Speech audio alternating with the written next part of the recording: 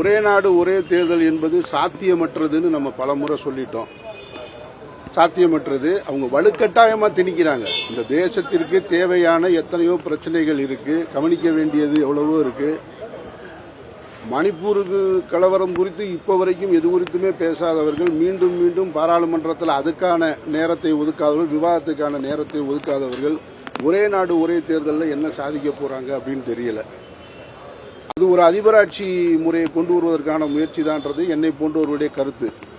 மூத்த பத்திரிகையாளர் சியாம் என்ன சொல்றாங்கன்னா, அப்படி இதை வச்சுக்கிட்டு ஒரு அதிபராட்சி முறையை கொண்டு வந்துட முடியாது, ஆனாலும் இது வாக்காளர்களுக்கு எதிரானதுன்ற ஒரு கருத்தை பதிவு பண்றாங்க. ஆளுகின்ற அரசு என்ன சொல்லுதுன்னா, இது செலவை குறைக்கிறதுக்கான முயற்சி அப்படின்றாங்க.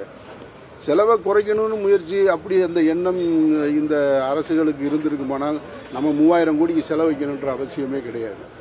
அப்போ இது போன்ற இந்தியா போன்ற ஒரு பெரிய ஜனநாயக நாட்டில், பெரிய மக்கள் தொகை கொண்ட நாட்டில் செலவு ஆகத்தான் செய்யும். ஒரு நிரந்தரமான ஒரு ஆட்சி வேணும், மக்களுக்கான 5 ஆண்டுகள் ஆட்சி வேணும்னா செலவு இல்லாமல் தேர்தல் எப்படி நடத்த முடியும்? பட் எதுவாக இருந்தாலும் இந்த ஒரே நாடு ஒரே தேர்தல்ன்ற அந்த சட்டம் இன்றைக்கு அமல்படுத்த தொடங்கியிருந்தா கூட இன்னும் 10 வருஷம் ஆகும்னு சொல்றாங்க. 34 தான் அது நடைமுறைக்கு சாத்தியம் அப்படின்றாங்க. அதனால போக போக பார்ப்போம் அதுல இருக்கிற நிறை குறைகளை.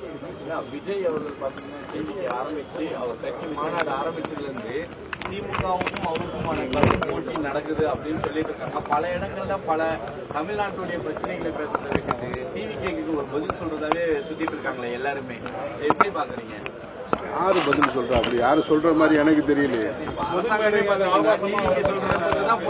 இல்ல, பொது மேடைகள்ல ஆபாசமா பேசுறத அந்த கேள்வியை நான் ஏற்கிறேன். நான் திமுக பேச்சாளர் ஒருத்தர் பேசுறாரு, அது ஏற்புடையதில்லை. ரொம்ப நாகரிகமான காலகட்டத்தில் வந்திருக்கோம். நம்ம ரொம்ப அட்வான்ஸ்டு டெக்னாலஜி அடுத்த கட்டத்தை போய்கிட்டு இருக்கும்போது இன்னும் 3ஆம் தர பேச்சாளர்களை வைத்து பேசுவது என்பது ஒரு கட்சியை வளர்க்கணுன்றது அவசியம் இல்லை. என் பார்வையில் நான் சொல்றேன், நான் கருத்தை கருத்தால எதிர்கொள்ளணும். ஆபாசமாக பேசுவதாலோ, அவருடைய குடும்பத்தை பற்றி பேசுவதாலோ, அவருடைய தொழில் சார்ந்து பேசுவதாலோ வீழ்த்தி விட முடியாது. அப்படி யாரையும் வீழ்த்த நினைச்சா எல்லாருமே ஒருத்தர் ஒருத்தர் பேசிக்கிட்டே இருக்கலாம். யாரையும் விஜய் அவர்களாக இருக்கட்டும், மற்றவர்களாக இருக்கட்டும், தரம் தாழ்ந்த பேச்சுக்களால் பேசுவதால நீங்க உங்களுக்கு இருக்கிற வாக்குகளை இழக்கத்தான் போவீங்களே தவிர கூடுதலா எப்படி பலம் கிடைக்கும்?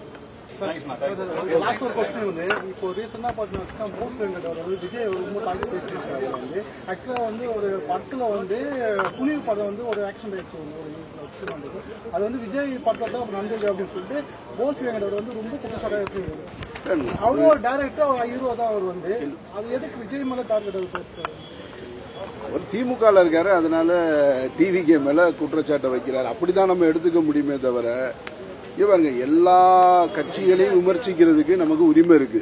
ஆளுகின்ற திமுகவாக இருக்கட்டும், அதிமுகவாக இருக்கட்டும், எல்லா கட்சிகளையும் விமர்சிக்கலாம்.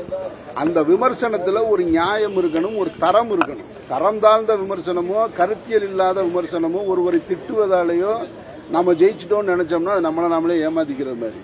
அப்ப டிஎம்கே ஃபுல் சப்போர்ட் இருக்குன்னா தான் அவர் அந்த பேசுறாரு. அப்படி சொல்ல முடியாது. கட்சி தலைமை என்ன முடிவெடுக்குதுன்னு பார்க்கணும். தெரியாது, யாராவது கம்ப்ளைண்ட் பண்ணா அவர் கட்சி மீது நடவடிக்கை கூட எடுக்கலாம். அப்படி நம்ம சொல்ல முடியாது. கூத்தாடின்ற வார்த்தையும் மென்ஷன் பண்றாப்ல, ஏன்னா அவரும் அவர் சொன்னாரா கூத்தாடின்ற வார்த்தையை? அவர் சொன்னது மாதிரி எனக்கு நினைவு இல்லை. இவருங்க கூத்தாடின்றது அவர் கேவலமான ஒரு சொல் கிடையாது. அது அவர் மேடையிலேயே சொல்றாரு, தன்னுடைய முதல் மாநாட்டு மேடையிலேயே விஜய் அவர்கள் சொல்றாரு. அப்படி பார்த்தா இந்த நாட்டை 60 ஆண்டு காலம் கூத்தாடிகள் தான் ஆண்டிருக்காங்க. அதனால நம்ம அப்படி அதை கொச்சையான வாதமாக ஏற்க வேண்டிய அவசியம் இல்லை நான் நினைக்கிறேன். நான் கூத்தாடின்னு அந்த வார்த்தையை சொல்லி நீங்க கொச்சைப்படுத்த வேண்டியதில்லை. அந்த வார்த்தையும் அவ்வளவு தவறான வார்த்தையாக நான் பார்க்கல. அதை சந்தோஷமா ஏத்துக்கிற வேண்டியதுதான்.